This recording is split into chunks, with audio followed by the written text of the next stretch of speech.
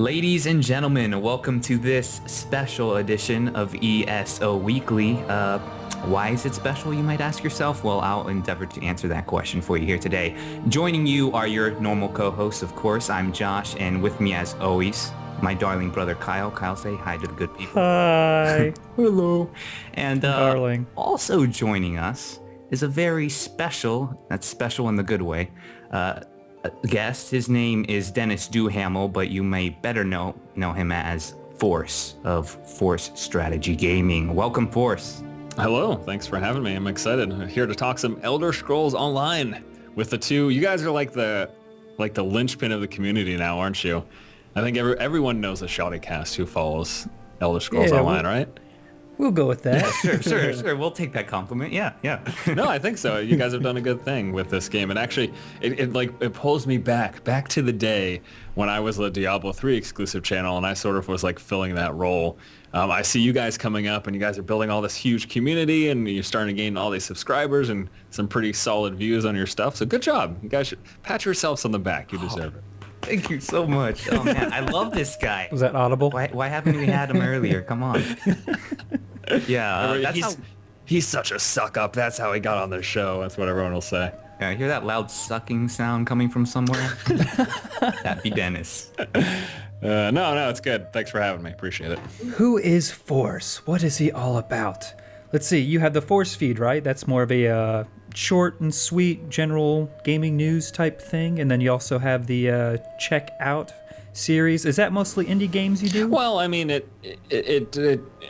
it comes out to be mostly indie games, but just by matter of fact that a lot more indie games are released than AAA titles on a consistent basis. But yeah, I've got the Force feed. I do like news throughout the course of the week, and then I also cover essentially new PC releases at the moment. I may eventually move into console with the next generation. But yeah, I'm a general gaming coverage sort of dude. I've got all the things that I'm really excited about. I used to heavily cover StarCraft 2 and Diablo 3, and right now I'm looking forward to the Elder Scrolls Online and a couple other next gen stuff. But yeah, I'm just a gamer. I like talking about games, and I do it over on YouTube. So.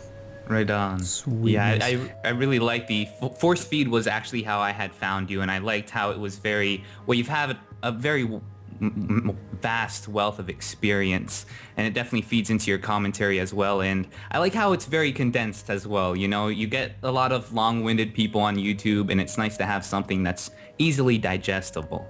Yeah, I mean, lots of people, sometimes you get, you guys know, you get the trolls in your videos, right? And people are always like, all this guy's doing is just repeating stuff that he finds on Reddit. But a lot of the people to counteract that will be like, well, this is good because it's condensed. That's what I hear a lot. I hear a lot of people saying, I don't want to spend an hour going through the forums and going to all these different websites. I like this little snippet of information. So yeah, I think that seems to be the prevalent attitude. Exactly what we do. Yeah. I mean, you go online, you find the news, you chunk it all up, throw it in a blender, get all that nice goodies, and then serve it to everyone. Yeah, exactly. I mean, it's a service, guys. Come on, it's free. You should be thanking me. So something else that makes Force unique, especially compared to us, is that he has actually played ESO at, was it PAX East? Yes, that's correct, yeah. Anywhere else, or was that pretty much it? That's the only major event that I attended, but I was one of the lucky few to sneak in front of that press line and get myself a good 2-hour chunk, so it was a nice experience, and yeah, it was good to play the game. And it's so funny, there's been so much. It seems like up and down. Maybe it's just reading into the Elder Scrolls subreddit, but it seems like there's a lot of people, there's a lot of negative attitude to various announcements and just the fact that this game is diverging from regular Elder Scrolls. But what I'll say is from play experience, I think people should be excited because I think that they're doing something pretty interesting here with this game. So yeah, there's definitely a lot of passionate gamers, and that mixture with the internet doesn't always go over well. I feel so sorry for those community managers over there at ZeniMax, because the Elder Scrolls has a very passionate following, and they love to share their opinions, that's for sure. Yeah. All right, so we're gonna just go ahead and get started here by kind of introducing you through your game experience, kind of size you up as a gamer. You want to give us kind of a brief summary of your experience, maybe your first exposure to the Elder Scrolls as a series. I think you started with Morrowind, and on that note, just MMOs in general.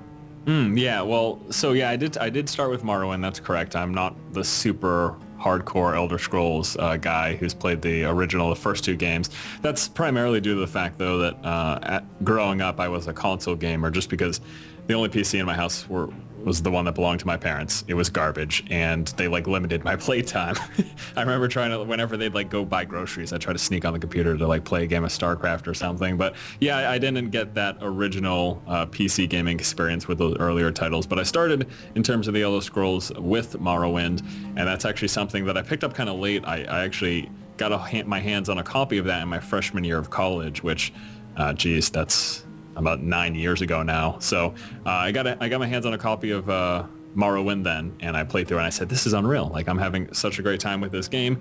I ended up, as soon as Oblivion came out, I picked it up. I think it was on the 360, right? It wasn't the original Xbox. It was on the 360, yeah. And so yeah, I picked up Oblivion, played through that, absolutely loved it, and then obviously the most recent installment of Skyrim, I played that into the ground and really, really enjoyed that. So based on my experience with the series, I've always enjoyed it. And in terms of MMOs, my experience with those, earlier MMOs, I played briefly Dark Age of Camelot, very, very briefly. It was only like a matter of a week or two, just playing at a friend's house. I played Asheron's Call.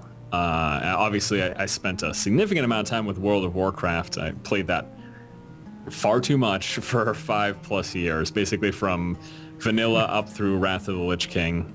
It was the second job for me. I was one of those people who put in 40 hours a week with raids and all sorts of crazy stuff. It's a dark period of my life, but also your playtime was measured in months as well. Right. Yeah. Exactly. You and 12 million other people. No need to feel bad here. You're amongst friends. It's bittersweet because it's definitely it's probably one of my bits and pieces of that are probably my best memories of gaming, the social aspect, gaming with friends and all that stuff. But then it's also very dark because I played it too much and neglected real life obligations. But yeah, I guess that's it in a summary. That I've touched on various other MMOs in between the original Guild Wars 2. Played a little bit of some of the iterations of EverQuest and stuff. And yeah, but overall, I'm a big fan of what I've experienced from the Elder Scrolls, and I like MMOs in the sense that it's this RPG setting, which I absolutely love. High fantasy RPGs are my favorite type of a setting for a game, and it's something that you can experience with friends. And for all those reasons combined, I'm super stoked for ESO and hoping that it turns out not only in the short term, but in the long term to be an experience that is good and one that really sticks, so that me and my friends are going to be into for years and years on end, sort of like happened with WoW. But without the dark parts. Without the we part can where avoid those, that'd be good. Yeah, without the part where I'm peeing in the bottle when Right, yeah. So given your past experience with ESO, what would you say the best feature is that you experienced within ESO?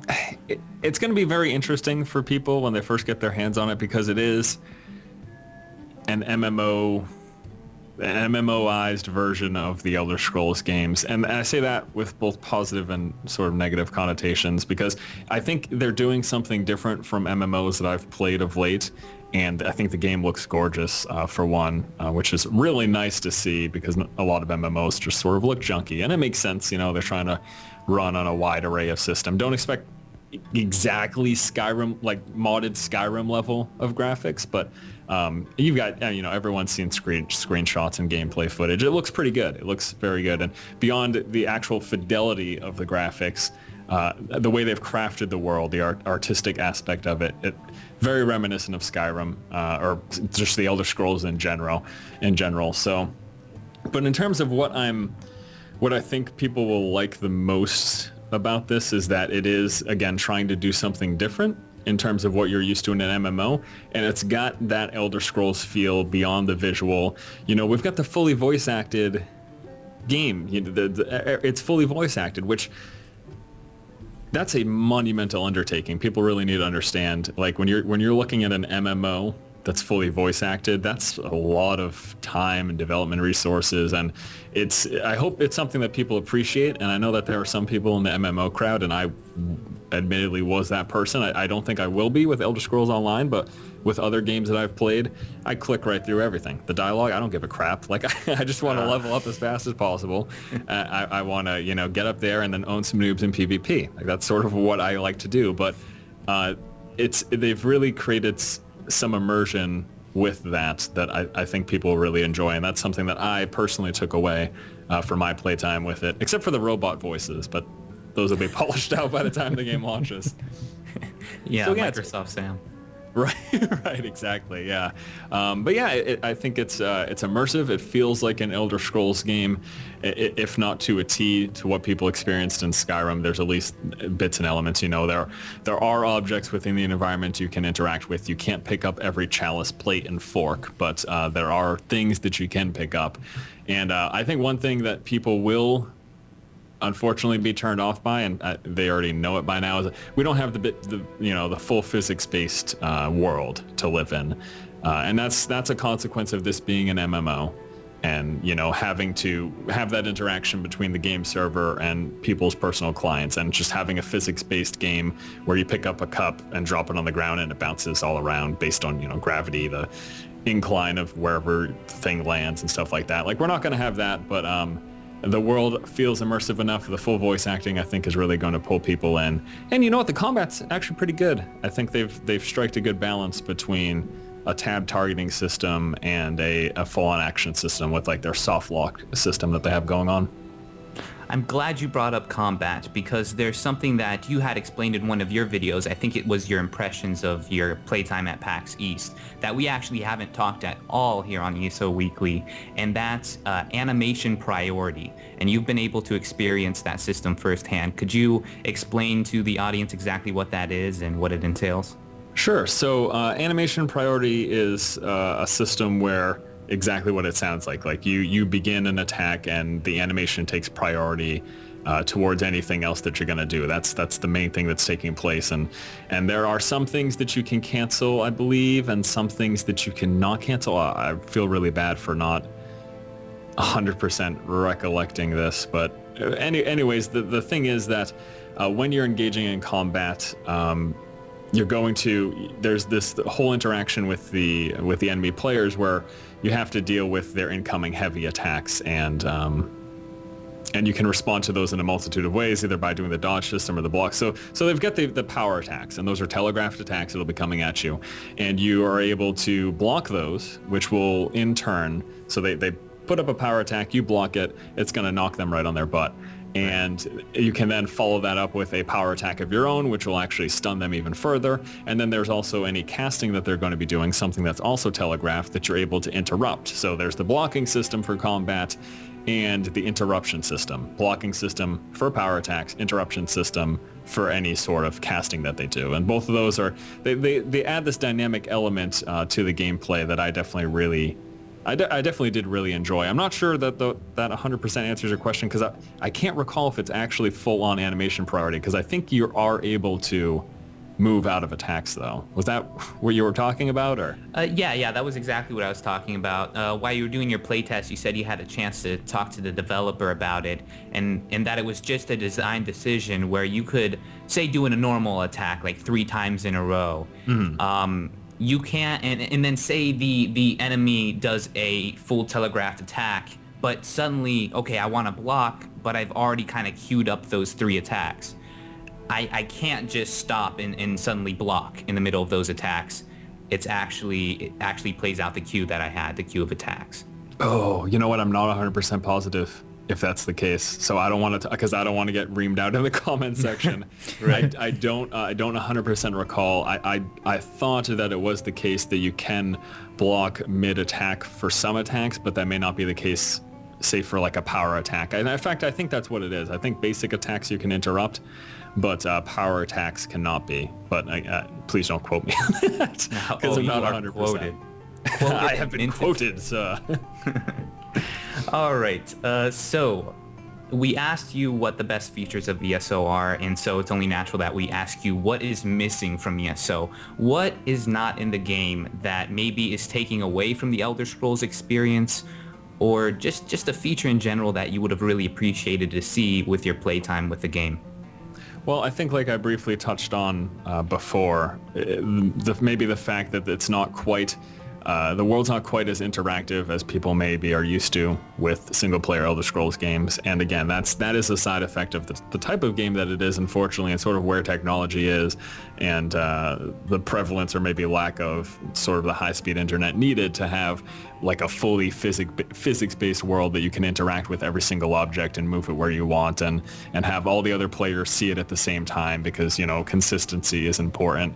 And I've talked about it in videos before, just MMOs in general, and sort of why combat is the way that it is in MMOs, and how it has a lot to do with the fact that there's that interaction between the person's computer and the game server, and that innate latency that will always be there, and that's compounded by people who live in certain parts of the world who just live further away from the game servers. And while that's something that does exist in some games, for example, a game like Terra has this really cool action combat that's really, really fluid and dynamic, but the problem is that there are lots of players around the world where they can't play Terra, at least not competitively in, like, say, a PvP setting, because even the slightest bit of latency completely screws them, and that they're seeing characters in the environment later than those characters are seeing them, and so they're able to fight, you know, basically kill them faster, and it's hard for those players with that latency to respond. So combat-wise, sort of because of the way the internet works and the way MMOs work, we don't have that full action combat system. Combat feels a little floaty from the last time I played it, and again, that's a result of them deciding not to go the full action combat route as a result of latency existing, essentially. Right. But I think the combat still feels good, even though it's not full-on action. And you'll encounter scenarios, and I remember encountering scenarios where, you know, I would be fighting a guy, and it was quite clear that I was out of his melee range, but because he was still within the acceptable range, which, you know, gives him a good couple of feet, I still got hit. And I'm like, well, what the crap? You know, it's clearly, I just played Skyrim yesterday, and I know that I should have been out of the range of that melee hit. But it's not a situation where the sword physically needs to hit you. There is some leniency there, both for the enemies that you fight and for yourself engaging them.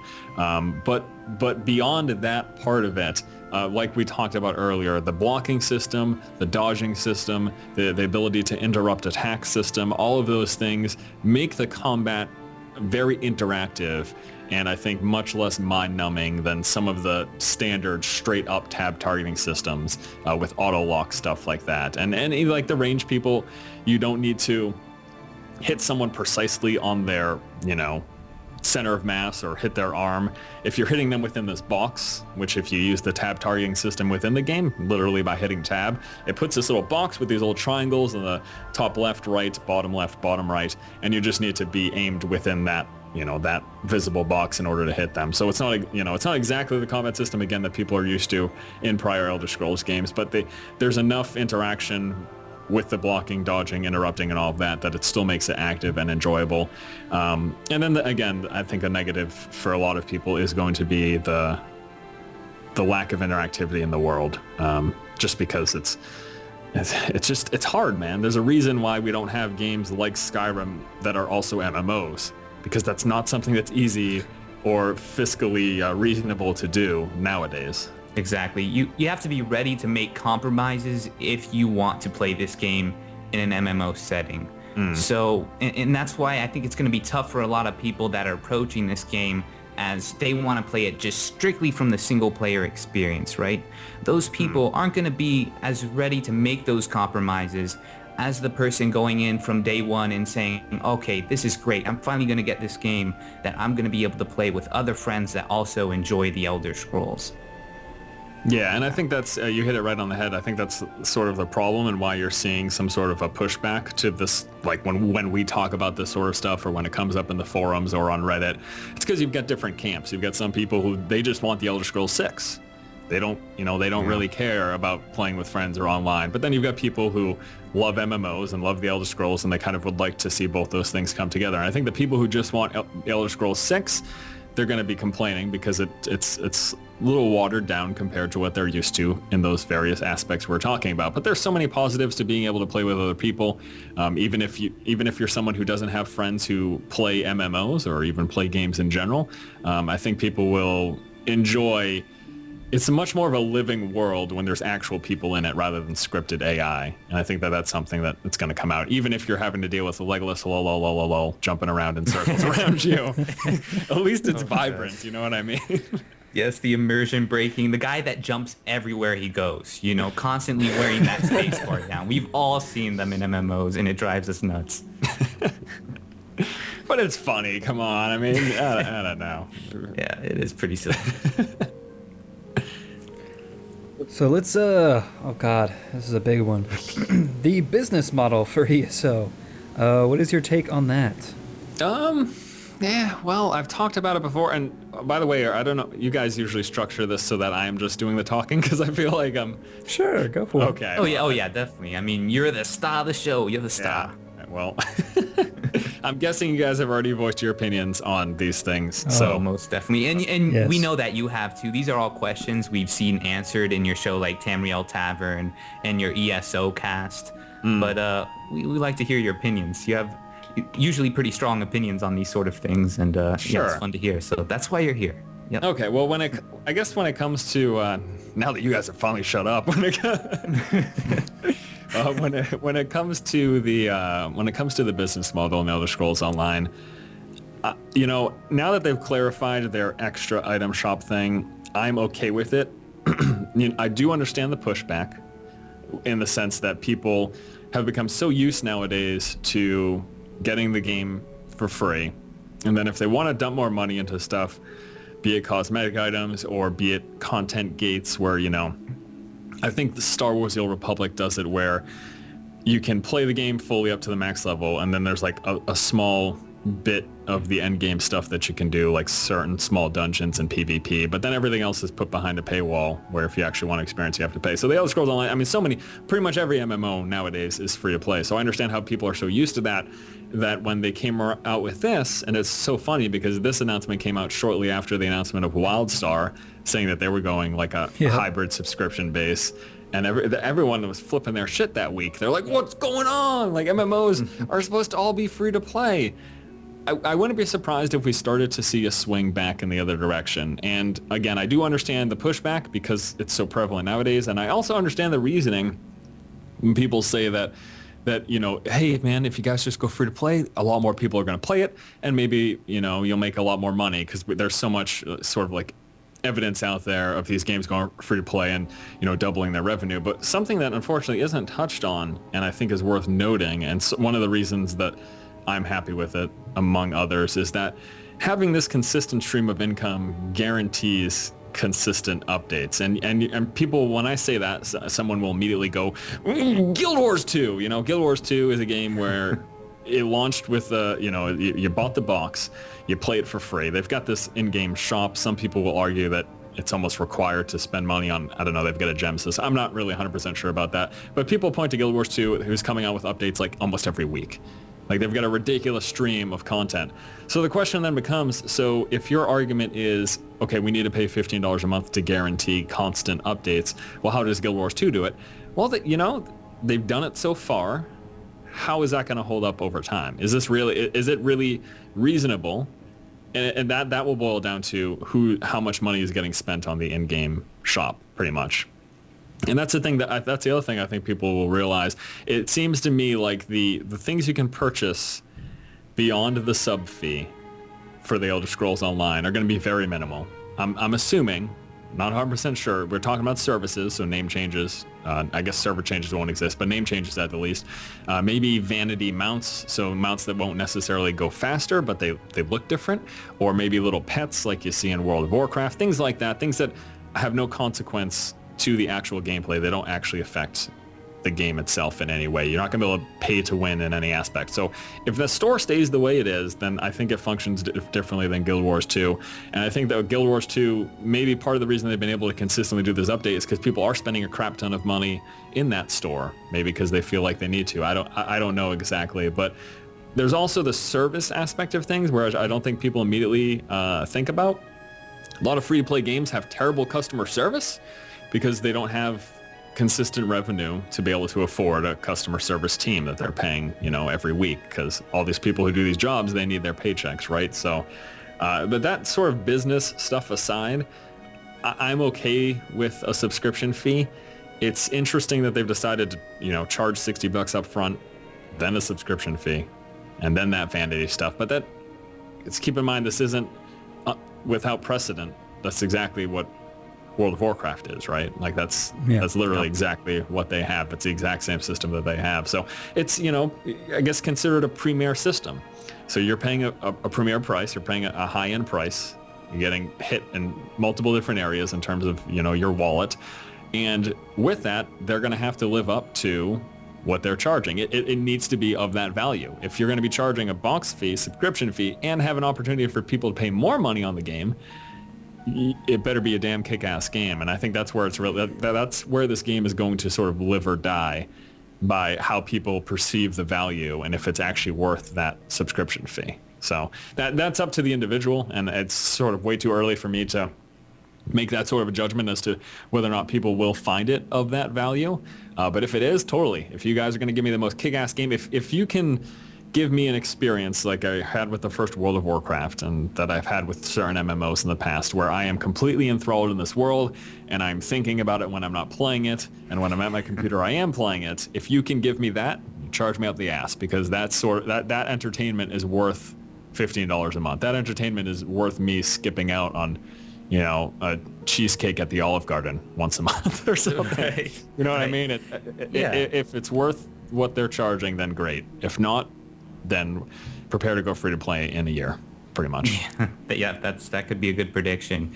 That's exactly right. If it's the kind of shit that gets into my dreams, I had dreams about World of Warcraft. That's messed up. If it gets to be that much. And something I hate too, like I totally agree with you, but people will, whenever I talk about this stuff, people say, oh, you just want another World of Warcraft. It's not that I want to relive WoW in particular. It's just that WoW, they did such an amazing thing with their game. And I'll just briefly touch on this because I don't want to go in, because we could talk about this for the entire episode. But something I'm really sort of pissed about is that they don't have a completely seamless world in the Elder Scrolls Online. There is consistent load screens. And I'm not just talking about loading screens, going to houses. I'm talking about from zone to zone, and the sense that you cannot walk from one end of Tamriel to another. And I understand that's sort of like a programming and engineering, like that's a very difficult thing to do. Like having things segmented is much more easy. It's much easier than having a constant seamless world. But I think a seamless world is one of the major elements, like looking back on it, that I really loved about World of Warcraft. And it's something that creates the sense of the seamless world. It creates a sense of this giant universe that you can just walk around in, and you can go anywhere you want. And if you go somewhere you're not supposed to, the guards are going to kick your ass, the enemy and players are going to kick your ass. But hey, you went there, and you can tell your friends, I walked into Orgrimmar and just fucking gave the middle finger to Thrall. Like, you could say, like, I was a level 2 and I walked straight up into Cyrodiil and went into the throne room and stuff like that. Like that. That's something that is going to be missing from this game, and hopefully that there's enough compelling content around that to sort of make us forget it. And it might seem like a minute issue, but I actually think it's a pretty big thing. But anyways, like I said, I don't want to talk about it forever. I just wanted to bring it up. But yeah, I don't think people necessarily are just saying they want to relive WoW. It's more that they want that epic experience and that sense of wonder when it comes to the world. And hopefully we get it in ESO. So. Yeah, that sense of wonder, and I think you nailed something very important there, and it's something a lot of people don't think of, and it's the fact that gamers, I think, really love above all else to push the boundaries of their game.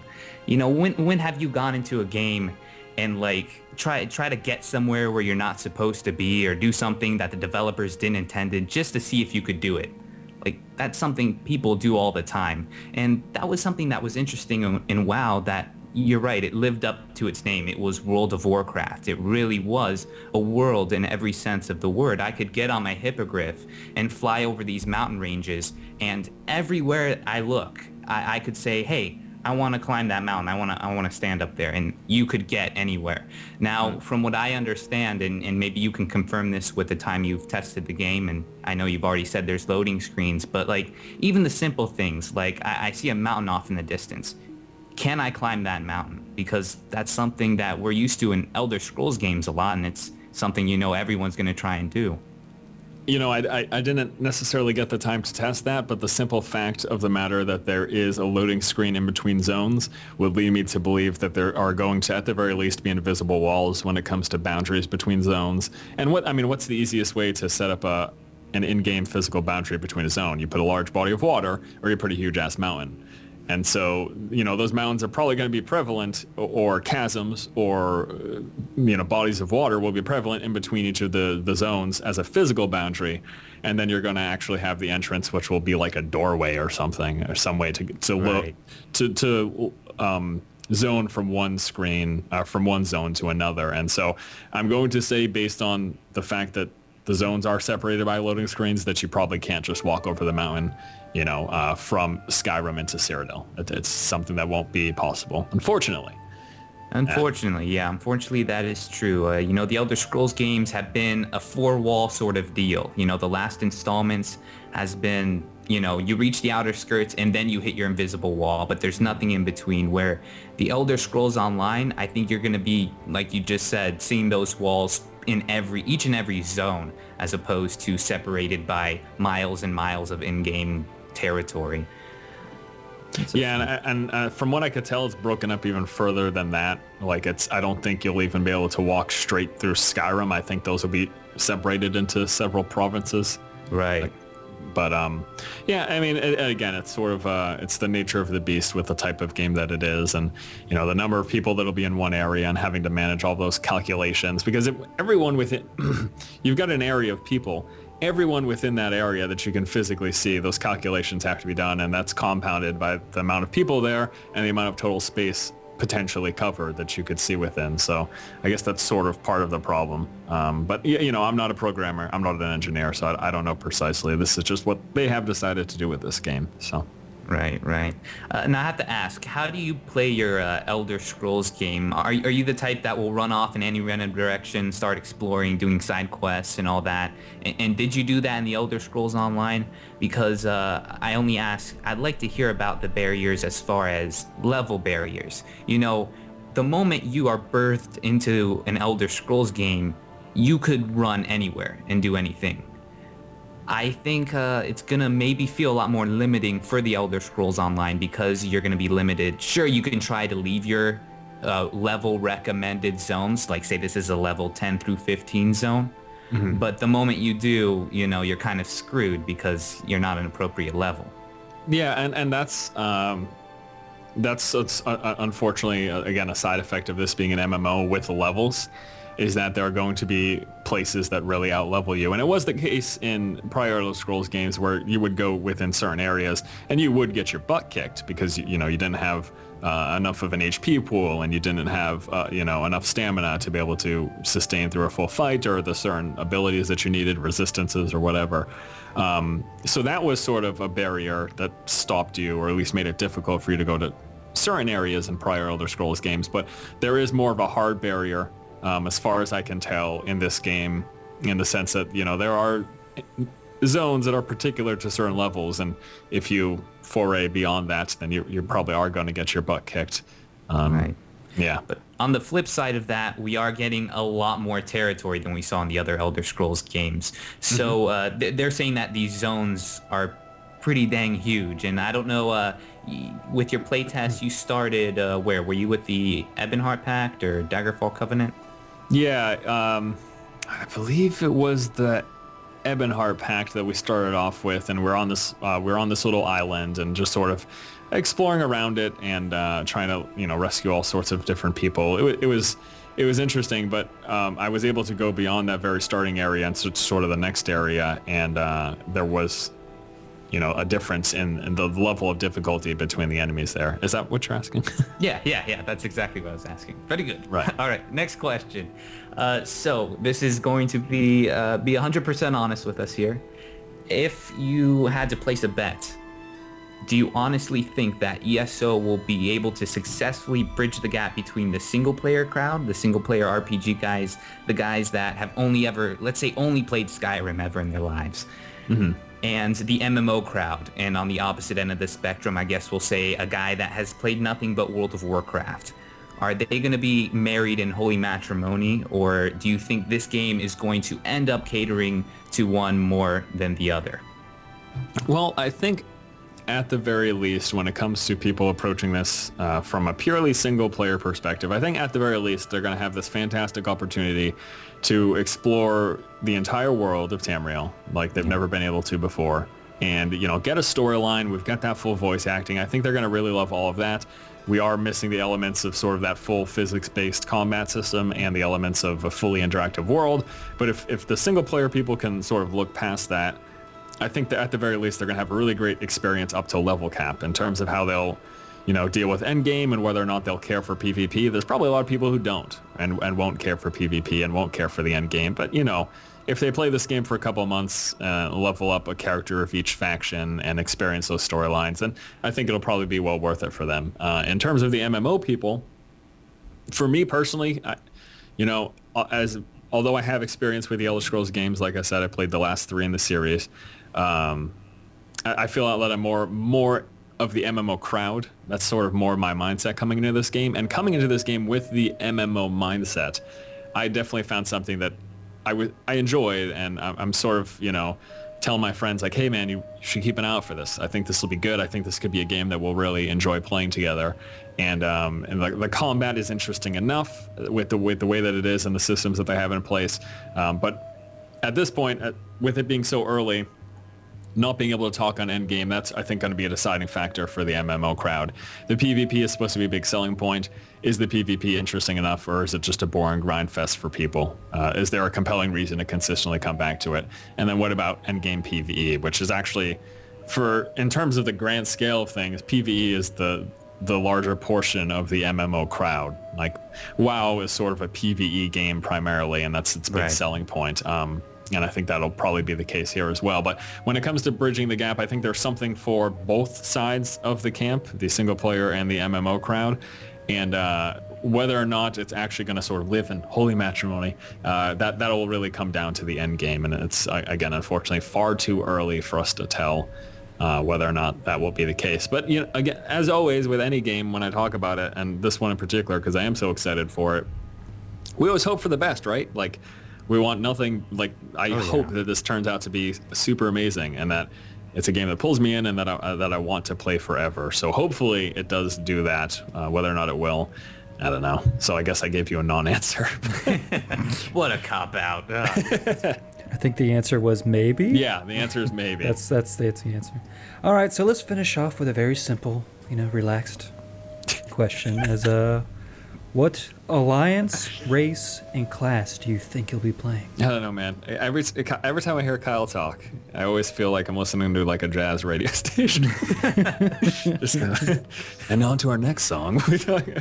And I'm nails on a chalkboard. Is that what you're saying? No, you're fine. What alliance, race, and class will I be playing? Well, people who have been following my channel for a couple of years now, back when the game launched, I was playing a sneaky Khajiit who was into murdering and stabbing people by the name of Ekroth, which is Force backwards for those keen folk out there. Very clever. And I feel like I'm going to have to go with the Khajiit again. I feel like, and there's a double benefit. This actually worked out, I feel like, perfectly for me because of the fact that I feel like the faction with the Khajiit is probably going to be the least played faction.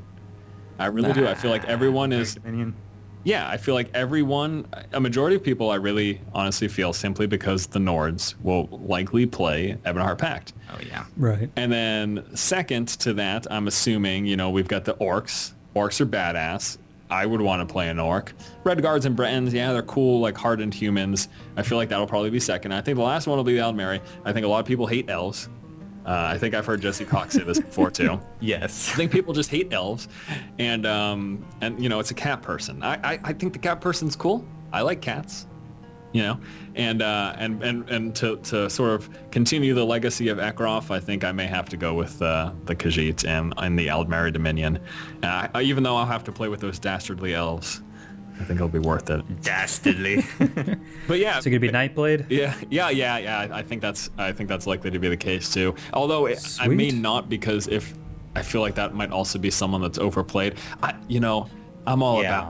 I'm all about being on the outskirts, you know. So I don't know, but I might have to do the Nightblade. It does seem pretty badass, and it'll probably be a Khajiit as well.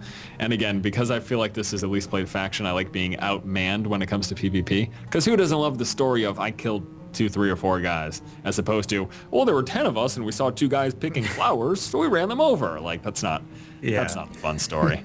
I like being outnumbered. So yeah, I think that's what it'll be: Aldmeri Dominion and a Khajiit. Cool. Nice. I'm Khajiit too, so we can share a litter box or something. No. Sounds good. Excellent. For the queen, then. All of us. All right. Well, this is the sad part. This is where we reach the end, and we bid adieu to our guest. But before you go, Force, how can we best reach you? Sure. Well, you can watch my content here on YouTube at youtube.com/ForceSC2Strategy, and I'm actually getting a relink done in the future where people will go to youtube.com/ForceStrategyGaming, and that'll link you right to my main YouTube page. There's also my website, ForceStrategyGaming.com. You can reach me on Twitter. I don't even know my handle. I think it's twitter.com/ForceStrategy as well, and I just spout inane things on there. But yeah, come watch some of my stuff if you like games in general. Right on. And we'll also have that linked in the video description below. So, ladies and gentlemen, be sure to check that out. Okay, how about we do something a little different for our sign-off, Force? Let's hear that classic Force Strategy sign-off we all know and love. Are you serious? Yes, do it, please. It'll make my day, Force. It would. It really would. Okay. All right. Well, thanks so much for watching, ladies and gentlemen, this episode of the Elder Scrolls Weekly. Once again, this has been Force here with Josh and Kyle. I'll see you guys next time. Keep watching and keep owning. All right. Well, thanks again to Force for showing up this week. It was pretty cool, huh? Yeah, that was neat. I hope you guys enjoyed it. We like to bring in some fresh meat every now and then to kind of stir things up. We figure you get tired of hearing us talk all the time. Of course, you don't get tired of that, right? No. Right? Anyway, so on to our sponsors of the week. Yes, we will be skipping the questions from the Shodians just due to time constraints. So, moving on. First donation from Mr. Sterling Jennings. Malakath. That was a good one. Good job. Thanks. I try. I rehearse these in the mirror every night before I go to bed, obviously. I wouldn't put it past you. So a couple new ones here. We got Michael, is it Kavist or Vist? Maybe? I don't know. Sure. We'll go with both, just in case. Thank you, sir. Jacob Carver Throckmorton. Wow. That is a last name. It's The Rock. Throckmorton. Welcome. Thank you, sir. Hello, Mr. Timothy Ellis. Dragonborn. Why do you do that? You know, then I'm going to have to do the little Dragonborn peeking his head out. Gives you extra work. Keeps you on your toes. Thank you. Thank you, sir. Alex Sotelo. Hello, once again. How you doing? Greetings, and thank you. A new donor here, Gustav Brindal. Oh no, it's Brindal. Gus. Wait a second. Oh. Aren't you dead? Hey, no spoilers. Oops. Oh no. Wait, they don't even know what ruined that's from. What was that, season 3? I don't know. Don't say anything else. They don't know what it's from, and some do. So. All right. Jacob Slipinski returns, and I think he wanted me to do this in a German accent. So, oh god, this is gonna suck. All elves join the Furious in the Elephant Master Race. Now sort of Swedish is coming in. To liberate the inferior races of man. That's terrible. Elves are the master race, and our great Furious shall prove it. Join them at elvenmasterrace.ninja.com. I'm totally going to stop doing that now. Thank you. That German was very questionable. And coming from a German, too. Yeah. Isn't that terrible? And I'm really a German American, and I feel sorry for our German audience. Our apologies. We mean absolutely no offense by what has just transpired here on the cast. And it we won't are be now the last moving time either. on. But yes, you are very close to Dragonborn, sir, as I see. So Greybeard for you. William Vanskoy. Oh boy, here we go. Caravanners of Elsewhere. Khajiit has wares if you have coin. Humble Khajiit welcomes you to experience great wealth and exotic lands as you and your fellow Khajiit travel the world of Tamriel. Sell your wares to the people of the land and find great riches. Offer your strength in exchange for funds as you guard the caravan merchants. Or for the exploratory type, seek out materials and sell them for gold to our caravan's wealthy craftsmen. Whatever you choose, Caravanners of Elsewhere will provide you with the greatest gift of all, coin. Apply today at caravannersofelsewhere.guildlaunch.com. No need to list any more from this point. Thanks for the videos, and I hope your road leads to warm sands. For the Queen! For the Queen!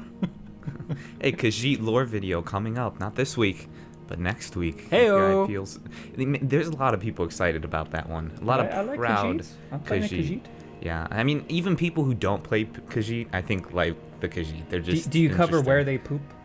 We'll cover that when we get to the sandbox and how the desert sands. Do they have fur balls? Like I said, tune in for the lore video. Adam Zabam Teak. Yeah, we'll go with that. Thank you, sir, for your donation. He says, I really wanted to thank you guys for all the hard work. Paycheck started rolling in again, so I hope to be sending my thanks in forms of cash often. Long live the Queen. That's the best form of thanks in my book. Long live the Queen. New donor here, Aaron Ziegler, yeah. Hello, ShoddyCast. Love your videos, especially the lower series. I have a YouTube channel focused on RPG genre. I do a weekly ESO video as well as a Skyrim Let's Play. A shout out and or a annotation would be awesome. Shall do. Thank you so much, Aaron Ziggs. Sure, this guy does more than we do. A Swedish friend, Simon Hansen. Dragonborn! More racial stereotypes there, because he probably sounds nothing like that. Very good. Says, hello, ShoddyCast. Sorry for not throwing money in your face for a while. Aw. Love your videos. Keep up the good work, guys. Also, I would like to promote a new cross-game guild and ESO. We will mainly be in the Ebonheart Pact. Mercenaries-of-gold and .engine.com.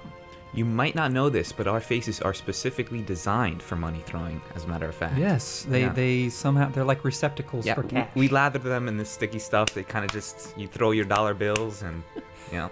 And when we shake our heads, we make it rain. Make it rain! That was from Mitsurugi. Thank you, sir. Thank you. Devin Dixon, another new donor, says, I'd like to say you guys do an outstanding job with ESO Weekly and the lore series. Also, I'd like to say Ebonheart Pact. You shall bow down to your Nord masters, as will all other races of Tamriel. I might, if I was a spy ready to kill your king, maybe. Courtney Vermette, makes a return. Says, hey guys, love your podcast. It definitely keeps me psyched up for ESO. The lore series is so awesome, and I always look forward to the episodes. Thanks again for always doing this. Once again, Ebonheart Pact all the way. What's with all these Ebonheart Pact people? I don't know. They can go, well, I won't finish that sentence. Martin Hirschner. Dragonborn. Has a Daggerfall Covenant Guild, Tamriel Trading Tamriel Trading Company.com. I got it. You think you know it pretty well right? By now. I say it like almost every week. Yeah. Anyways. And then, to finish us off, wait, that sounded wrong. Vladimir Kirilov, hello sir, says Dark Chapter looks for new brothers and sisters to join the fight. Honor, respect, truth, our code, and darkness is our guide. I am Vladimir, leader of Dark Chapter, saying thank you to ShoddyCast for great work. Visit their site at darkchapter.engine.com. Thank you very much. Thank you very much. Oh, and can I just point out that Sterling Jennings' donation was like a groundbreaking donation? Like ridiculous? Yeah. The biggest donation we've ever received. We'll have to come up with something for that. I don't know. I'm not creative enough to come up with something on the spot. Oh, okay. Can I just digital slap in the face for making my jaw fall off when I saw that email? Oh, yeah. But that brings us up to 71.2% of our goal of Wow. $5,000, which is awesome. That was a big jump from yeah. last week. Yeah, that was probably it was like 50 Sterling. something, yeah. That was Sterling Jennings right there. Yeah, Sterling Jennings hadn't donated for a couple weeks, and we think, oh yeah, he just doesn't, have the time or the money or whatever. And he's like, nope, I'm just gonna save all that money in my piggy bank and then make it rain. Now that's a guy that knows how to make it rain. All right, so I think we have reached the end of this special edition of ESO Weekly. Ladies and gentlemen, thank you so much for tuning in with us every week. We really do appreciate it. Don't forget to like and share this with everyone you know. I have been Josh. And I'm a Kyle. We'll catch you later. Boy.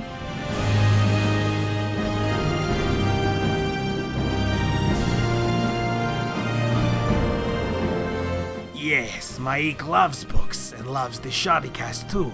Why not kill many birds with single stone and click the Audible link in the description below. Choose any audiobook from thousands for free. You must trust my Eek on these things.